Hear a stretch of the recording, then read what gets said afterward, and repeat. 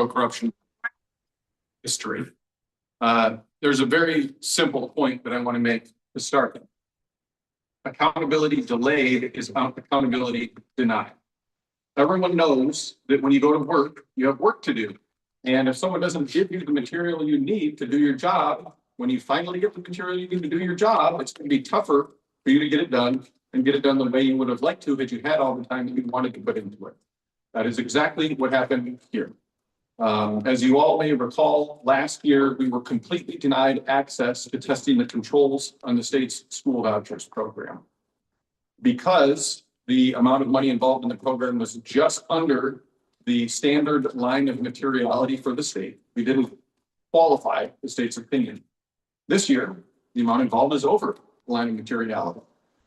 And they kept us waiting for half of the entire year, 6 months, before finally giving us the information that we asked for so late that we only had time to do the minimum work necessary. We asked for this information from the Department of Education in May. We were not provided this information until late November.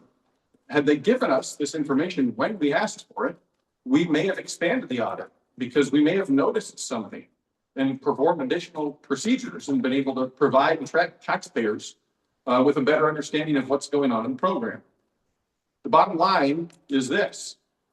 Iowa Code at chapter 11.41 says that the auditor should have at all times and in all places access to what's going on with your tax dollars, and that your government shall cooperate with the auditor's office in conducting our audits, and that they shall make available upon request the information that we need to do our jobs.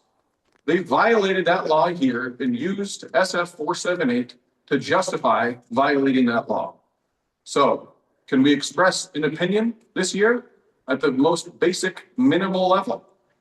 Yes, but after 6 months of delays, we can't actually do the work that we would know that we would want to do had we been provided this information in a timely manner as was required to be done under Iowa law. The school vouchers program was over $200 million in fiscal year, almost $200 million in fiscal year 2025. It's going to be over $300 million this coming fiscal year. That is a lot of money, and Iowans deserve full transparency and accountability in this program, like in any other. The problem is when you have these kinds of delays, they weaken trust, they weaken transparency, and they weaken accountability. Happy to take any questions. Based on the time you did have to do this analysis, what did you learn about the ESA program? We were able to provide essentially, or perform, we were able to perform the minimal level of testing and did not identify items that we had additional time to review. We have a deadline for issuing our reports. The administration knows that. They like to point out if ever we are issuing late.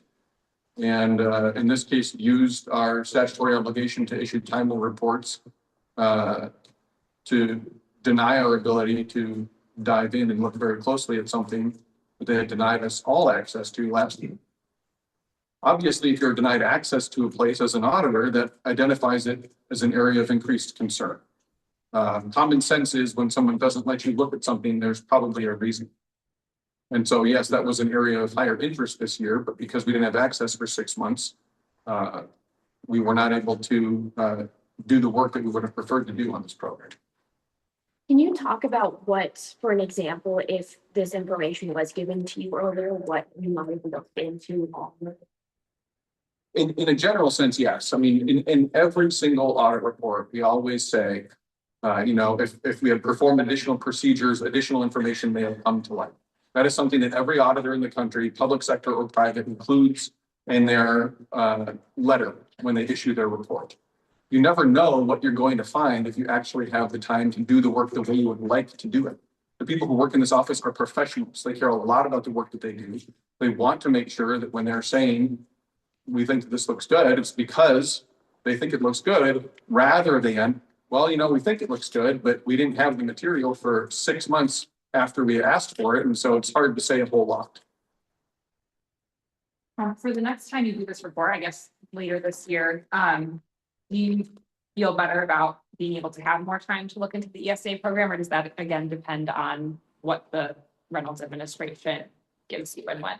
You know, this is one of those things that, again, is exactly the kind of stuff that we warned about when SF 478 came up.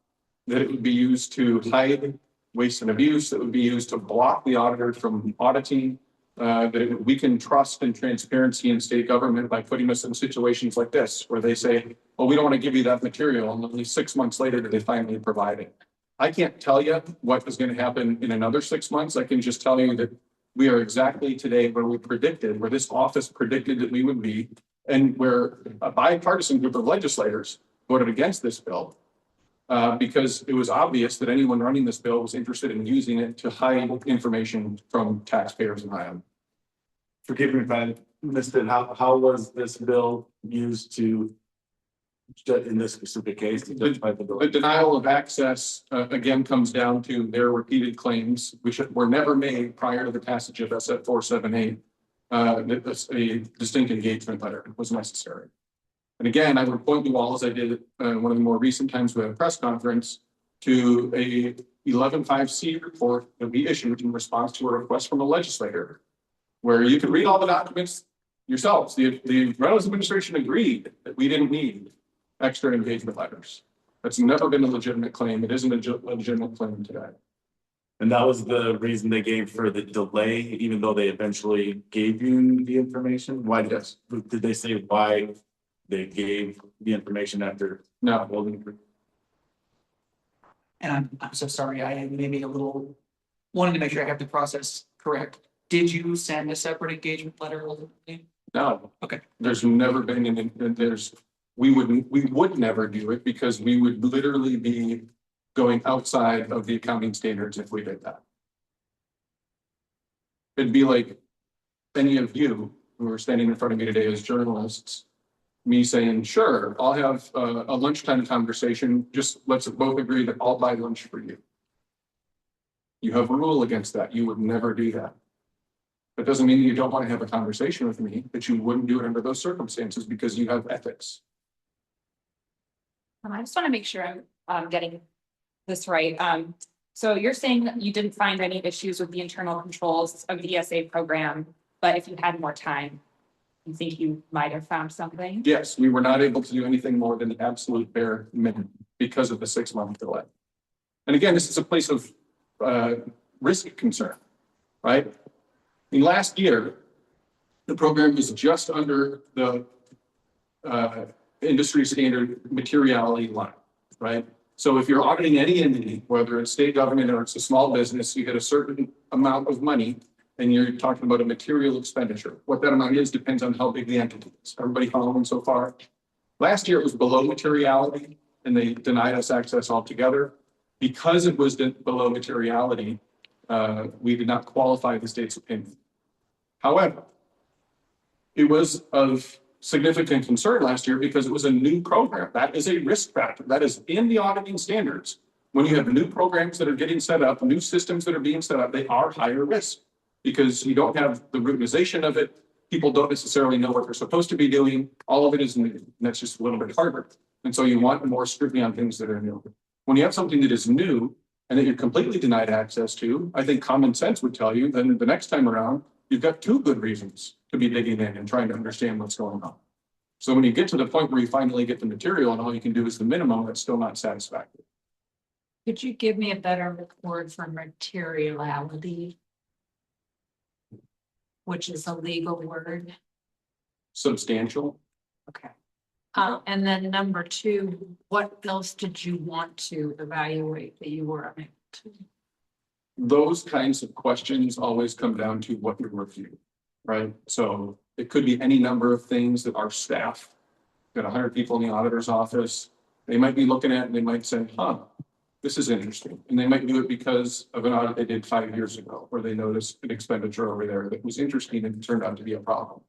Or they might do it because they have a hunch out of an learned experience. After 20 years, they don't remember a situation like this, but they have a feeling that they should be diving in on this. These are the kinds of things that any investigator or any auditor is going to follow, right? the auditing standards always say that a good, would always agree that a good audit goes where the facts lead it. If you come in and you say, this is what we're gonna look at, and you refuse to expand beyond that when you have a good reason to think that something bad has happened, you aren't really doing your job.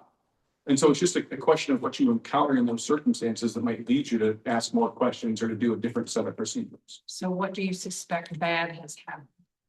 But in any situation like this, you have to wonder, why wouldn't you give us this material for 6 months? So any number of things could be a piece of that. Get a clarifying statement and a true or false, and then a follow-up question.